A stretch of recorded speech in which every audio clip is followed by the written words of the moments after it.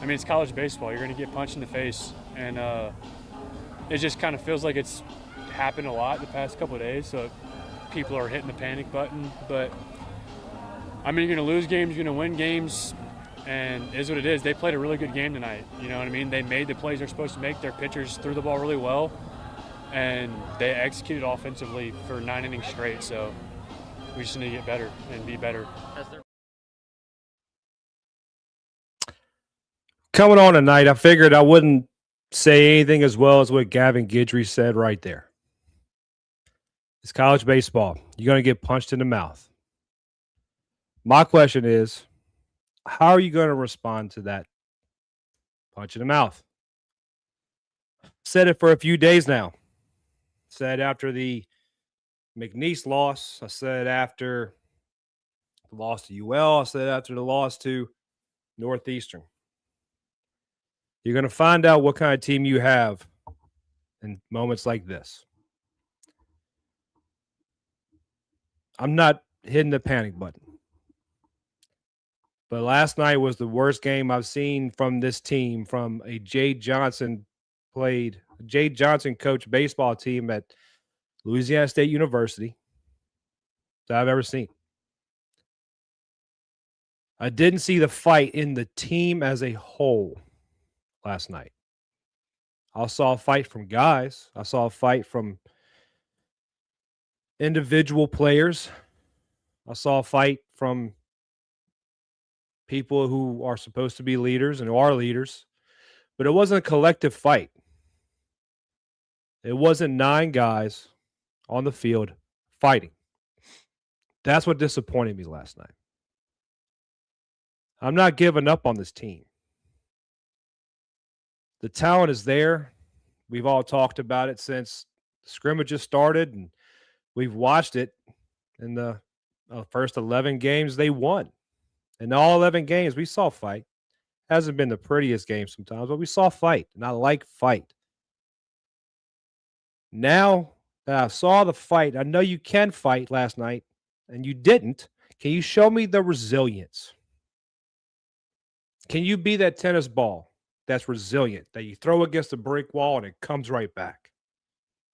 Can you be Tyson Fury when Deontay Wilder puts you in your casket and you raise up like The Undertaker in the boxing ring?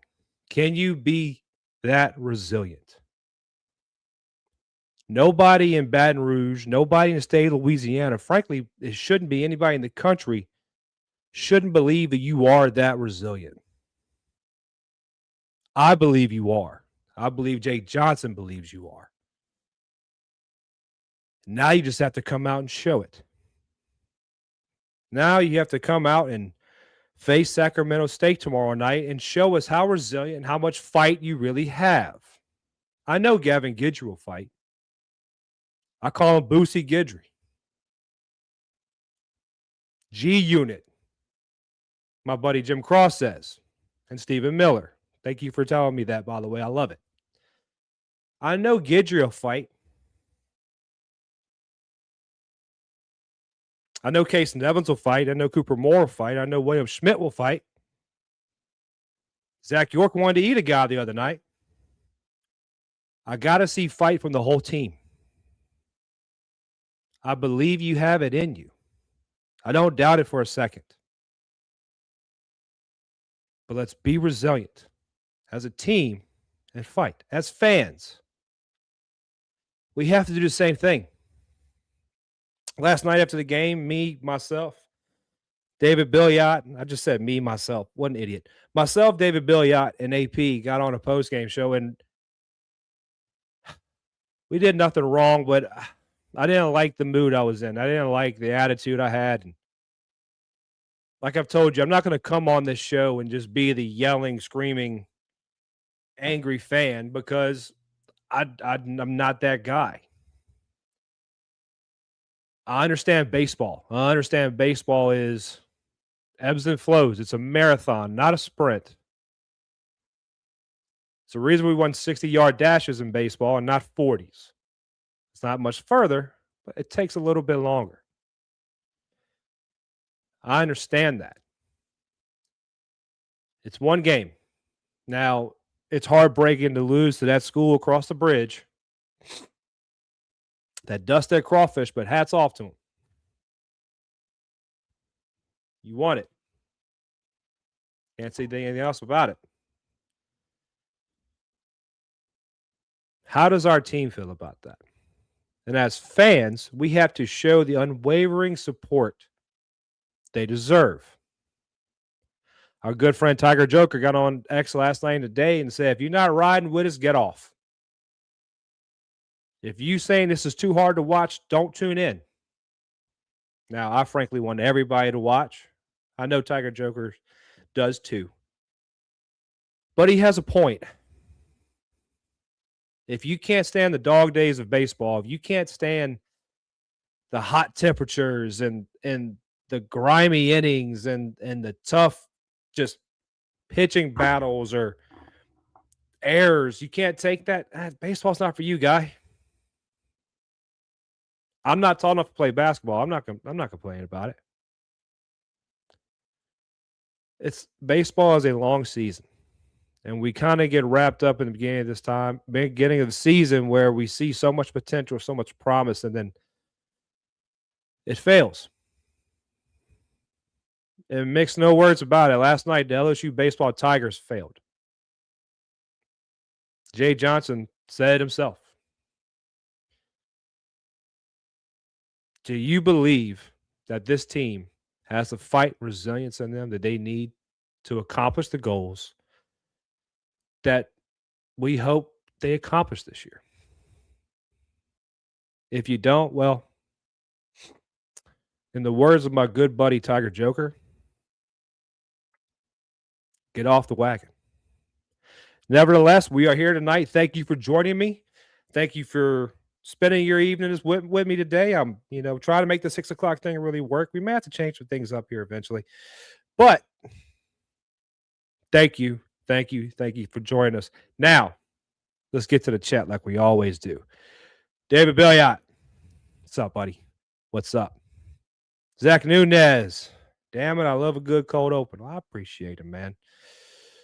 I appreciate it. Well, bench the guys who aren't fighting. Let's get into that real quick.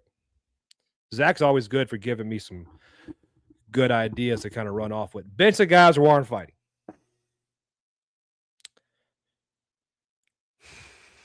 That's tough. Because I'm not going to, but I can point out players that I thought could have had a little extra fight in them last night that we're going to need to get where we want to go. I doubt Zach means benching for the rest of the season. I know better than that. But this team needs to come together. This team needs a leader. Who is that leader? There was discussions last night talking about Jake Brown. He's the goofball. You got guys with rings on their fingers, with diamonds in them rings. I kind of wish now we don't see what happens behind closed doors. Let's be completely honest about that. We don't see the conversations happening in the clubhouse or hear Jay talking to the team. By the way, the video that John Eats put out of the team meeting after the game last night with Jay and the team, I would pay a lot of money to listen to that audio if there was any. But they need leadership. Who's going to be that leader? Gavin Guidry's a leader, but Gavin can't be on the field at all times. I bet if you asked him, he would do it, but he can't be. Your starting rotation guys are leaders.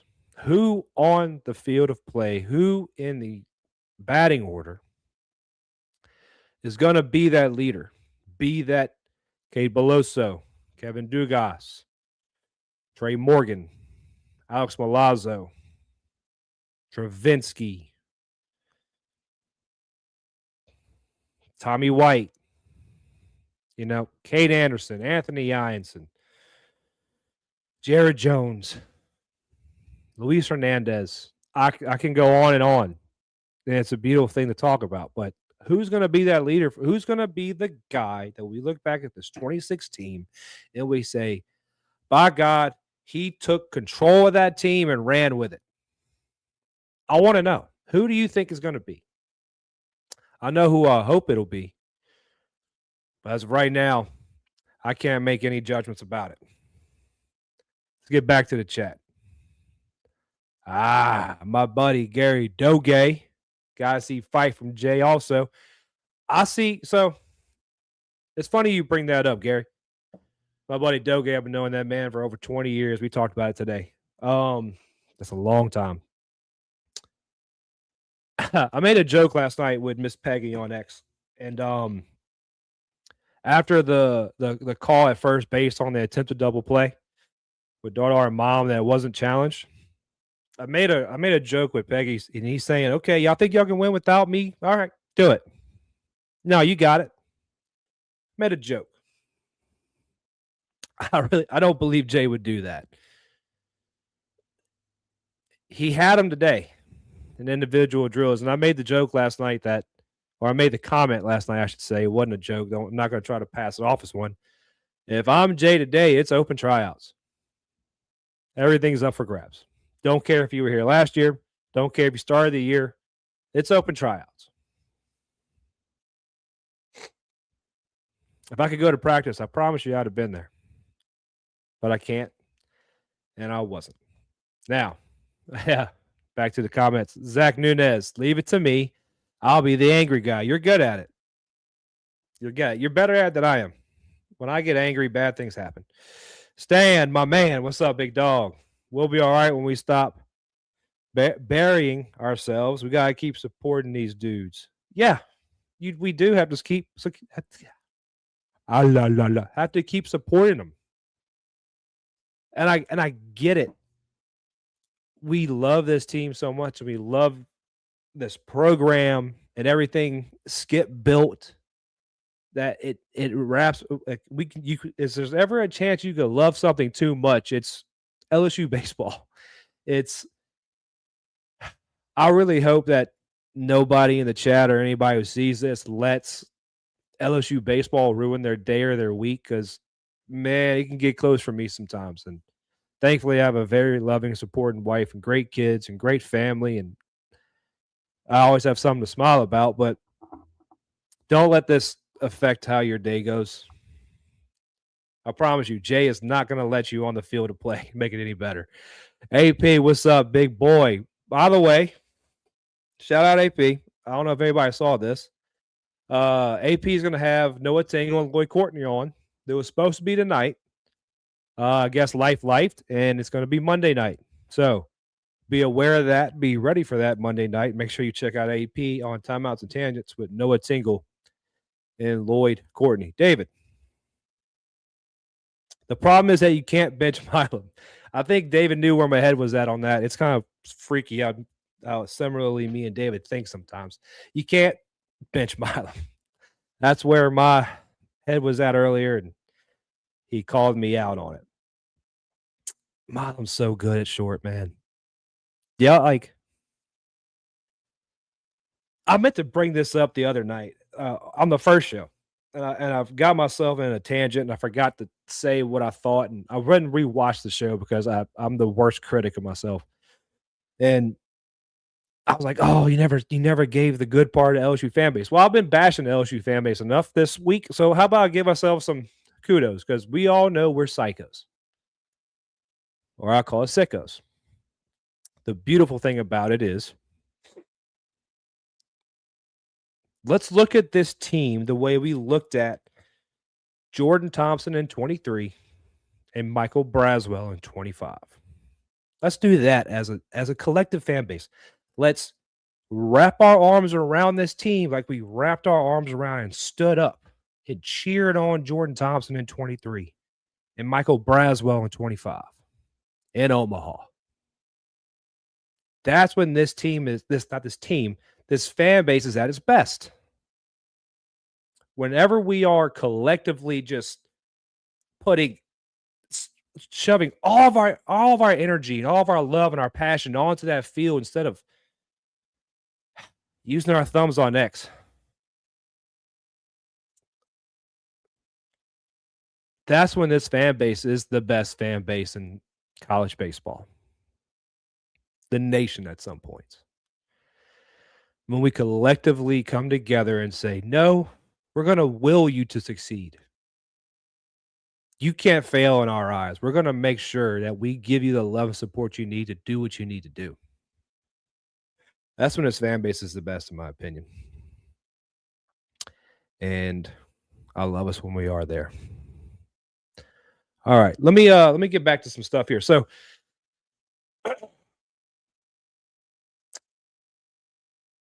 I want to start off. We got to talk about the negatives. There isn't a lot of positive from last night to talk about. There's some, but there's not a lot. And I'm gonna kind of go through this tonight. I'm gonna touch on. I got a new thing for us tonight, by the way. Stick around to the end. It's gonna be a touching moment, I think, for all of us. Especially for me, because I'm gonna have a story behind it as well. But I'm gonna talk about things in order of negativity that I think is hurting the team the most. And I'm gonna start with the offense. And I think the one thing this team needs to be told right now is I was given this quote today by a very, very kind man, Mr. Daniel with the Go Team. Make sure you check out Go Team. It's a lot of big things coming. And he told me a Nick Saban quote that I'd never heard. And it was, get out of yourself and get into the team. Get out of yourself and get into the team. How does that correlate with this team right now, you ask? I'm happy you did. Let me tell you. I talked about the other night that they're in their heads. And baseball is such a mental game. And the moments with John Pearson trying to do too much at first. Last night, guys trying to do too much at the plate. You can't hit a five-run bomb. Can't do it. It's impossible. So the guys are in their heads. I'm not trying to say they're being selfish or they're worried about their own stats or they're worried about this or that or their draft prospect or their national rankings. None of that. They're worried about their failures and their success. When they need to start looking at team success. What do I need to do to win, to help this team win? Because in baseball, it's funny. I posted a video today. It was Freddie Freeman hitting BP when he was with the Braves, the good Freddie Freeman. And who was it that went in? Kemp went into the cage and he said, "Can I let loose on this round?" He goes, "No, anybody can hit home runs at BP. The shot to second base, the grounder to second base turns into home runs in the game." And he was right. And that's baseball in a nutshell. Sometimes it's better to just put that ball to second base. You might get out, but guess what? That guy at second moves to third. And say, for instance, no outs. There's one out. Now you have a man on third. They need to get out of themselves and get into the team. And right now, I think that Jay is going to make sure that happens because he said in the interview in the post game yesterday that he's about to get his hands real deep into this offense. He's about, and more than he ever has during his time at LSU. That worried me because, not that I'm worried about Jay. It's just him saying he's going to have to get his hands on this offense more than he ever had. Makes me more worried about this. What he sees the status of this offense being is, am I being a little sunshine popping right now? I hope not, but I trust in Jay. And I trust that he knows what he needs to do to get these guys' minds right. And the offense just breathes so much life into other parts of the game. For instance, one thing he talked about the offense needs to make it easier to make pitching decisions. How would the bats affect pitching decisions? Well, when you have an offense you can depend on, you can possibly save a guy for another game. Maybe not throw Guidry after Kaysen. Maybe throw somebody else in to save Gidry for another night when there's maybe a matchup that isn't too great or you don't like. That offense breathes life and gives you space. It becomes a space maker. I was looking at stats today and I realized that if we're trailing after the sixth, after the seventh, we've only won one of 3 games where we've trailed in the seventh or after. That makes it hard to make pitching decisions. Makes it really, really hard. So what can this offense do right now on their own that can help turn his offense around? Well, it's simple. It's there's simple things in baseball you can do to help turn around an offensive struggle. You can, for one, what we haven't been doing is take advantage of mistake pitches. And by mistake pitches, I mean when a guy leaves a ball up in the zone, like we've seen other teams do to us, you drive it. When you see when it's fastball is kind of flat, you drive it. You need to start getting more free bases. I don't know if anybody's noticed, but there haven't been as many hit by pitch this year. Now, I thought that was a vote of confidence from Jay, honestly, telling his guys, hey, you don't have to crowd the plate so much. I believe in you guys to have good at bats. And don't get me wrong. When I said last night was the worst display of worst game they have played this year, it's because they were outside of themselves last night. They had the most strikeouts in a game they've had all year. I think they had the least amount of walks. And they were just trying to do too much. I've seen a couple guys move out of the way of balls. Right now, guys, you got to wear them. Wear them. I don't care if you rub dirt on it. I don't care if you rub it. Wear it. Just wear it. Get on base. It's going to help us out a lot more than you should know. And it's going to sound like an easy thing to do, and it's not. But it's not as difficult as you think it is. I'm honest. I'm stealing this all from Jay Johnson. He's much smarter than me. They need to string together better quality at bats.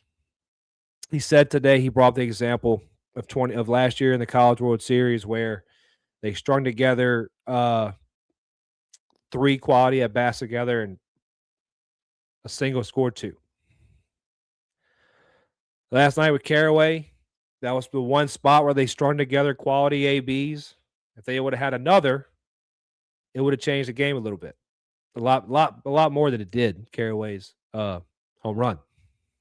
But if they start stringing together quality, and quality ABs don't mean base hits. Quality ABs don't mean you draw a walk. It doesn't mean you hit a home run. It means you make the pitcher work.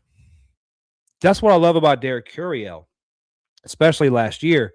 When he went to the plate, you knew you're going to see 6 pitches, 7 pitches, 8 pitches. Even if he's the leadoff batter in the first inning, you're going to see 7, 8 pitches. And guess what? That gives your guys a lot of ammo to work with. That gives your guys a lot of opportunity to see what this kid's got, which helps them game plan for the at-bat. They need to start working together and having better quality at-bats. I'm not saying they have a communication problem, but start communicating more. I don't see it as much anymore as I used to. Guys walking back to the dugout, hey, this. Come on. Let me stop venting. Let me get back to the comments a little bit. It's moving. I need to catch it. All right. We're all waiting for that answer. I'm thinking AP is talking about the leader. And we are. And I don't care if you were here last year. I don't care if you're a transfer. I heard recently that Trent Caraway is the one who's been leading the pregame speeches and rah-rahs. Maybe Caraway would do it. AP also says he's sick of hoping they have to show me. Now, don't Nobody get into this realm where it could possibly be like LSU men's basketball. We're not there yet. We're not there yet. So I agree, AP. I agree. Babin is here. What's up, Justin Babin? Make sure you're checking out Babin on the Bayou. He's doing a lot of good stuff. A lot of good stuff. He wants to know who are the vocal leaders of his team. Right now, if you force me to give you an answer, Justin, it'd probably be Gavin Guidry. And I'm kind of stuck.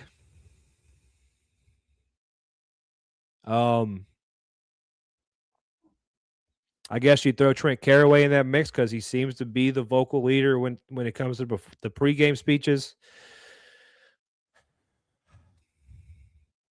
A guy I'd like to see step up and take more of a leadership role is Seth Dardar. And y'all know how much I love Seth. Y'all know it. I have a jersey on the way.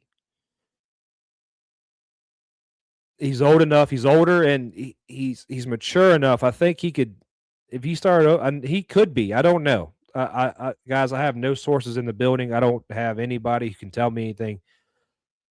But I'd love to see Seth Dardar having a little more fire in him. It may not be him. Some guys are just not like that. Some guys are just not that loud guy. As y'all can probably guess, I am. I'm talking to a camera right now to all my friends on the chat, but I'm a loud guy, and I think everybody should hear what I have to say.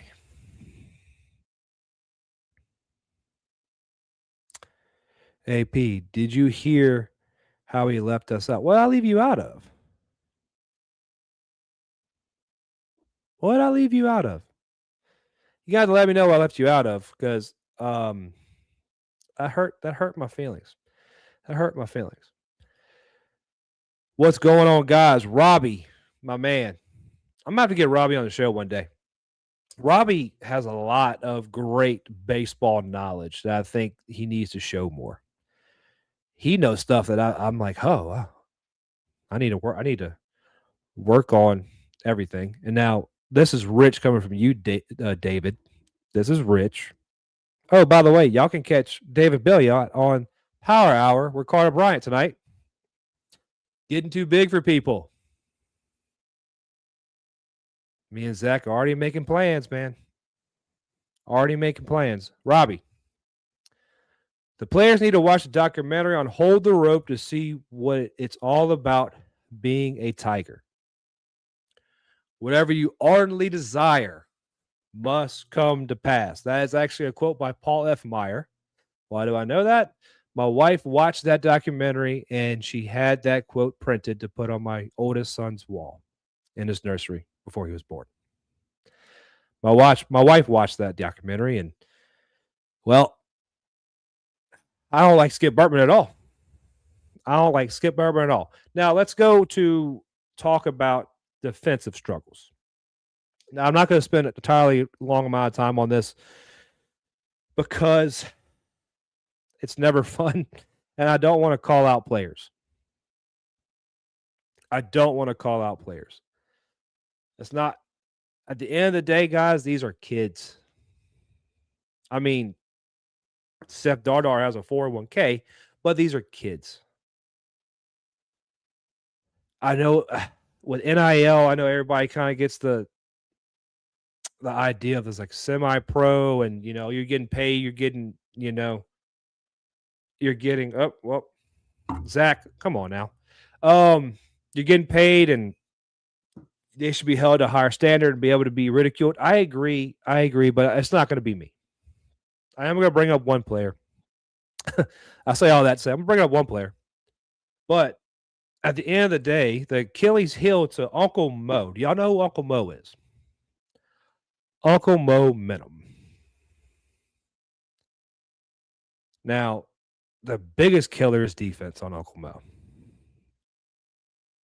And our defense is not helping. There's been uncharacteristic defensive play from this team. Uncharacteristic bad defensive play from this team. And I didn't fall into this trap that I was going to see the 2025 defense that walked onto the field every game last year. I didn't have that in my head. Some people did, I think. The guys, that was the best defensive team LSU baseball's ever had. Better than any team Skip Urban had, Smoke Laval had, or Paul Maneri had, or LeMay. No one got that the other night, by the way. No one knew the coach before Skip. LeMay was his name. I think. I'm pretty sure I'm saying that right. I'm pretty sure I'm right there. But because on the defensive side, not only do you wear down your pitchers, you wear down your offense. After a bad inning in field, if you're out there for 20, 25 minutes, it's a struggle getting back to that box.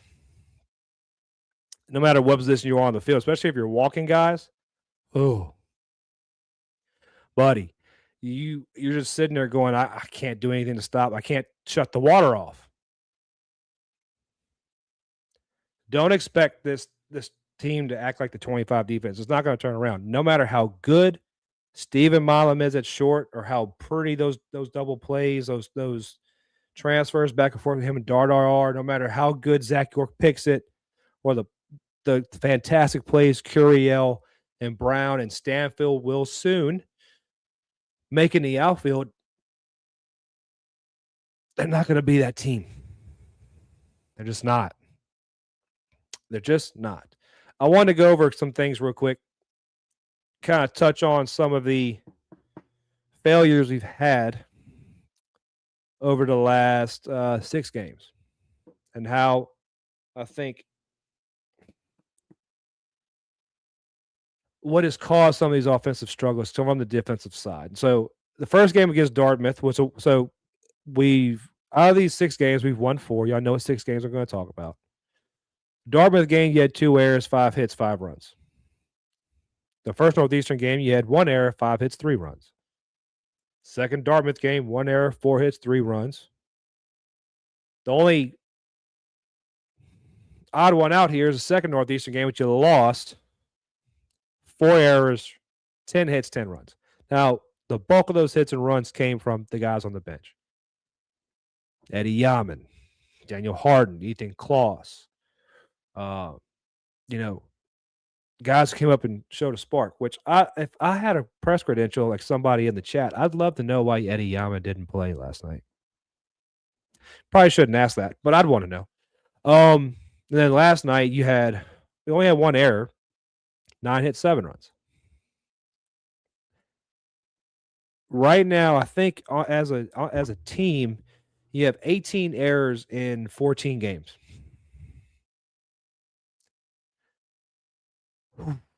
I know we're talking about college baseball here. You're going to have more errors in college baseball. They got to clean it up. In the one position, this is going to be the one player I bring up, and I even hate doing it, but I have to. The one position you got to clean up the most is catcher. Kate Aaron Beatty, I got on a stump for before the year started. Asked Cobra, asked David. I got on a stump for because when I went to scrimmages, like a lot of people said today on X, and he looked a lot better.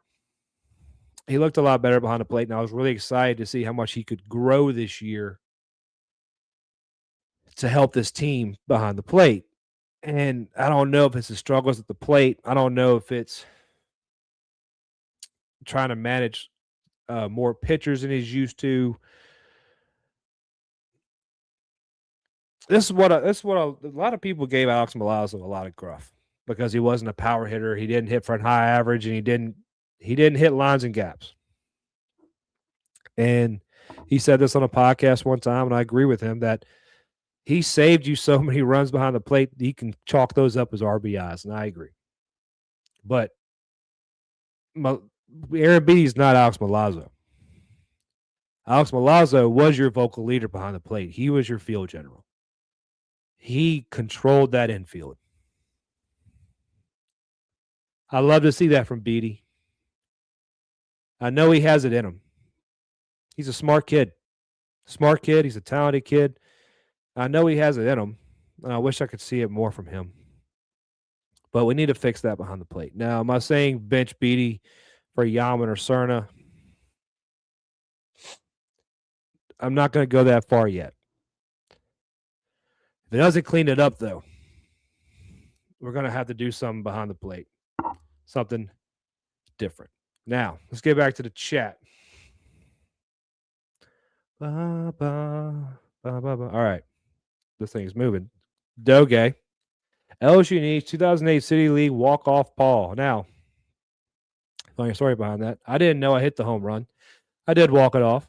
Where do you think the name came from? But they left the dugout on me. They didn't just leave the dugout and then come back. They left and got in their trucks and went home. So I'm not going to use the word I'm thinking of. AP, when you said you have a loving family, skip over me and David. Well, y'all are family. I said family. Zach, Paul and I are about to be a better tag team than the Hardy Boys. Now, I know the Hardy Boys because I've seen the memes, so I'm not a wrestling guy. Not a wrestling guy.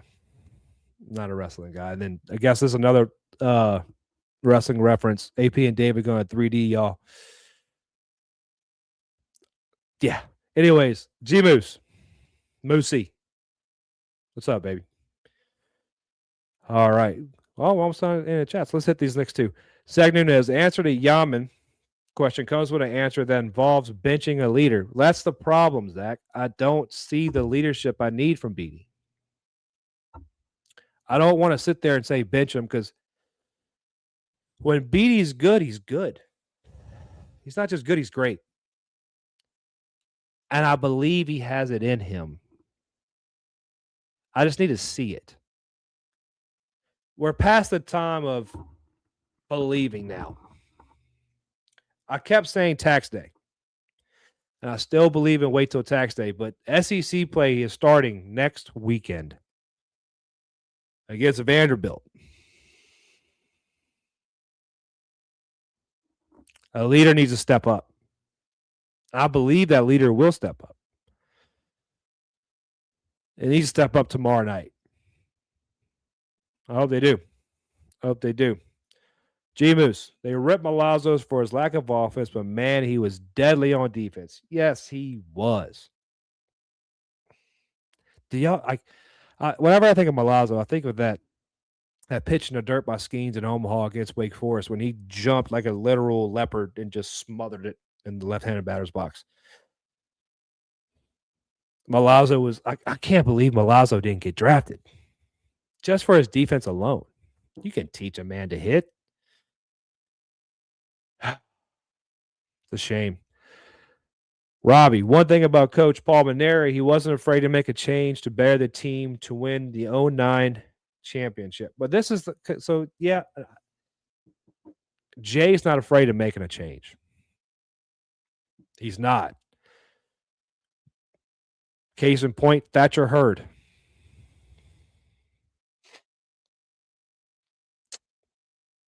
It's funny. I think a lot of people are jumping on Casey Evans right now because they see Thatcher Hurd and they look at Casey Evans. How you see that? At 23, Thatcher Hurd came in. He struggled during the year. He had some really bright spots, but then he came in to the College World Series and dealed. Casey didn't have the struggles Thatcher had, but he had the same kind of rise and climb that Thatcher had. I got to put this bat down. I'm trying to not touch things, but I feel like a weird person. All right. You got to deal with the sounds now. I'm sorry. Case Evans is getting gruff because people look at him and they think about Thatcher Hurd. Case Evans is not Thatcher Hurd, but Jay gave a lot of rope to Thatcher until he couldn't give him any more rope. And I was there for that game when he decided the rope was enough. 24 game against Florida on a Sunday, and Jay got thrown. By the way, people brought up, is it time for Jay to get tossed? No, I don't think that makes a difference right now. I don't think Jay getting tossed is going to help anything right now. Unfortunately. Now, let's get to pitching. The pitching struggles. Jay today talked about how he has all the faith in the world in the 3 guys he has coming up on the weekend, and he has 4 guys out of the bullpen he trusts. And he kind of said that emphatically, like, I got 4 He did come back and he said he wants to kind of look at like a skip mentality of a team. Like you need 8. He says we have more than 7, but there's 4 of them that he truly like trusts. Right. So I'm sitting there today when I'm writing a couple notes. I'm trying to be professional and I'm thinking, all right, well, who are those 4? Guidry and Sheeran popped up in my head right away, no doubt. And then I texted a couple buddies of mine. I was like, hey, who do you think these other 2 are if you had to pick? And I'll admit I kind of forgot about Jaden Newt. Not that I think he's done bad at all. Just I just didn't think about him. But we're all kind of stuck on the 4th one between Dax and Plogue. Now, I love Dax. It may just be the name, Dax the Axe. But,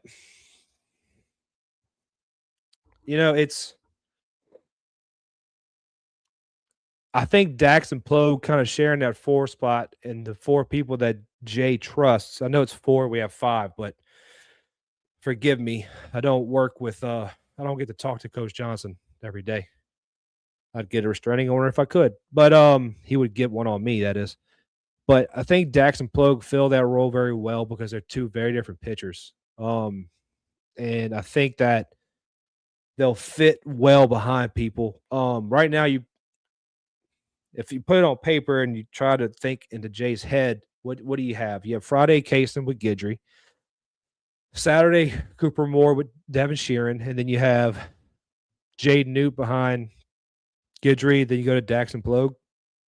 I mean, Jaden Newt behind Schmidt. Then you go to Dax and Plogue if you need to, or you mix and match here and there throughout the weekend. That's that's a solid weekend rotation.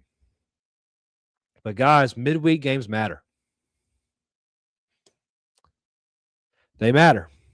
And they always will to Jay Johnson. The one thing Jay Johnson has said he's never done here and he wants to do, he ain't going to be able to do it this year now, but he wanted to go undefeated in midweeks.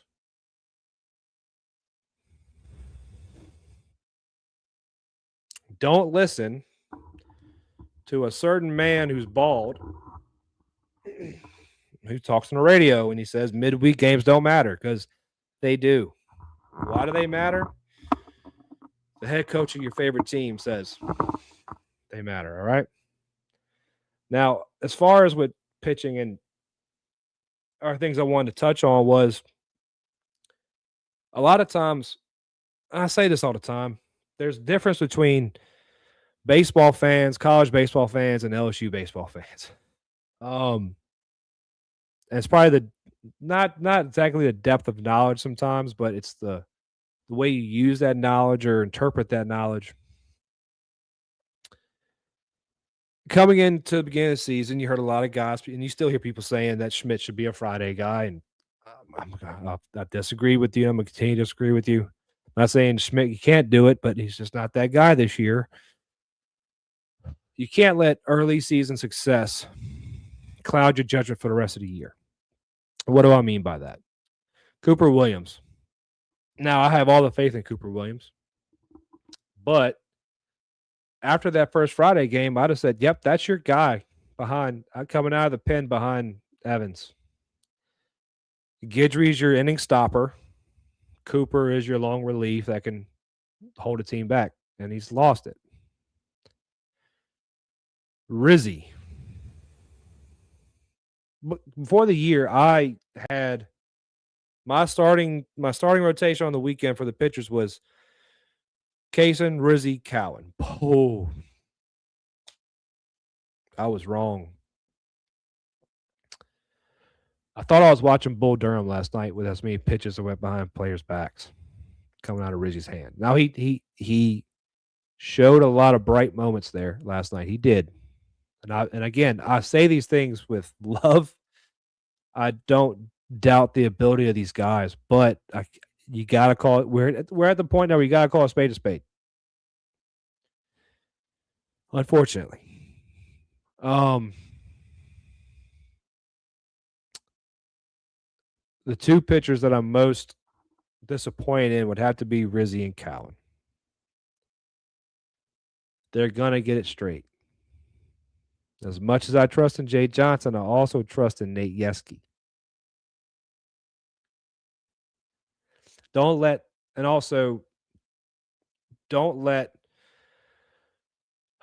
what these guys are doing now affect your judgment of them later on in the season. If we get deep into SEC play and the guys have a chance, don't let what they did against ULL affect your support for them or your emotion towards them if they come in against Ole Miss or Florida or Texas A&M. If they're coming in, it's because Jay trusts them to come in. Let's go back to the chat real quick. G-Moose. Coach Jay Johnson has given them every chance he can to prove what he knows they can do. But if they don't do it soon, he will make changes. You're absolutely right.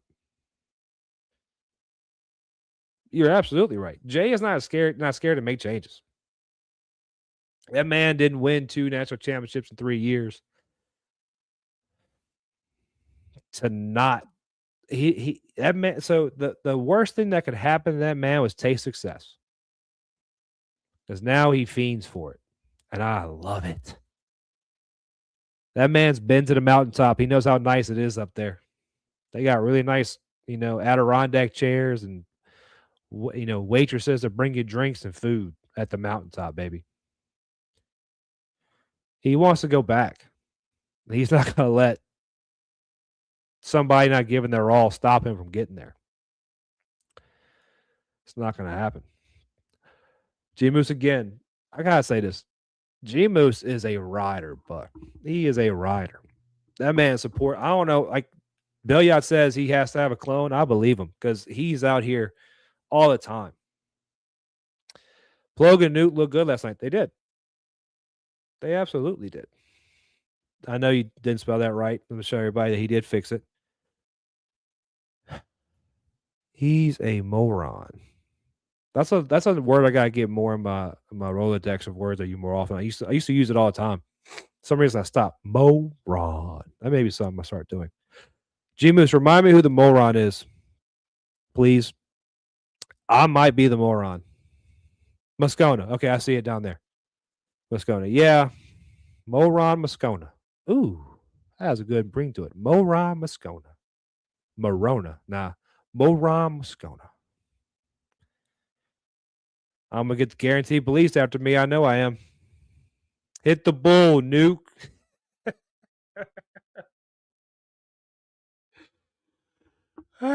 It's funny. I haven't watched that movie in so long, but I quote it so freaking much.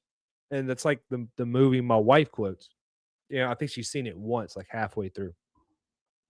But last night, I'm sitting on the couch and we're watching the game, and our boys are driving us nuts, and the game's driving me nuts.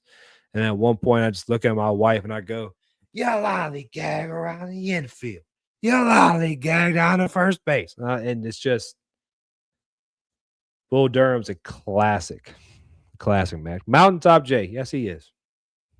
Best coach in the country. I don't care what level you're talking about.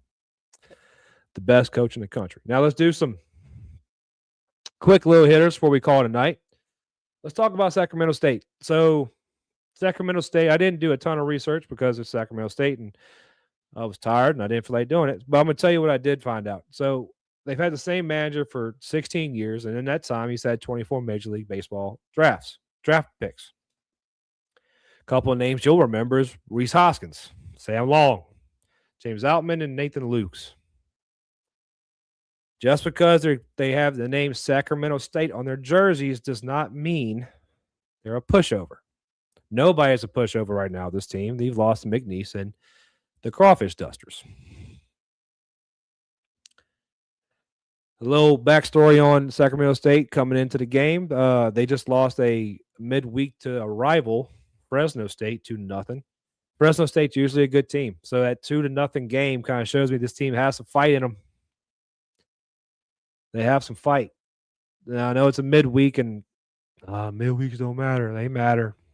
2-0 losing to Fresno State for a team with the name Sacramento State on their jersey shows me that they're not a pushover. And they were swept by Cal over this last weekend. Now, the Friday and Saturday games weren't particularly close against Cal. The Sunday game was. I do remember that from the research. So this team's not coming in here, and we've said this. You are everyone's World Series.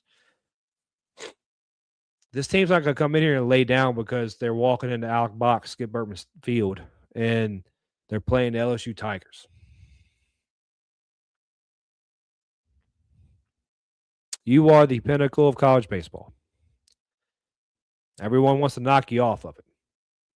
Before we call it a night, I want to give a big shout out to Hefty Lefty, Riley Cooper. I saw today he was signed by the Reds here recently.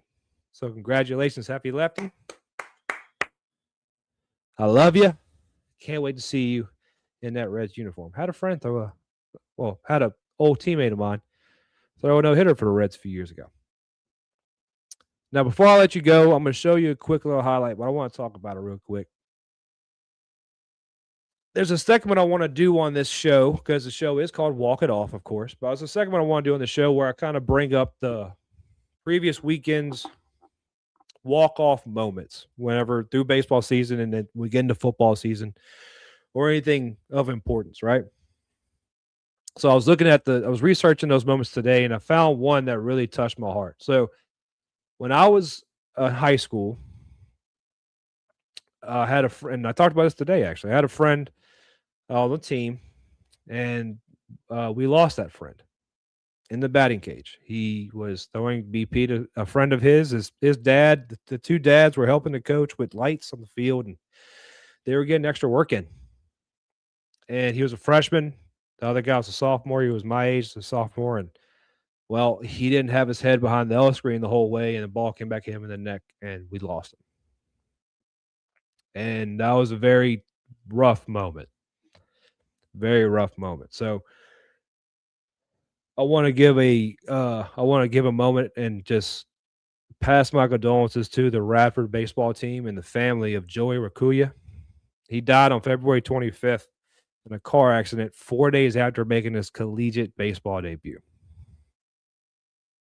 And what I'm about to show you, the second highlight in this, is going to be a beautiful moment for Radford and the family of Joey Rakuya. So without further ado, let's walk it off. Have a good night. Remember, God loves you. All he wants you to do is love him back. Let's go Tigers. Like I said earlier, let's wrap our arms around this team like we did Jordan Thompson and Michael Braswell and give them the love they need to succeed this weekend. I love you guys. God bless. Let's walk it off. Again, anything you put in play right here gets this running. Hits it out to left center. This is going to do it.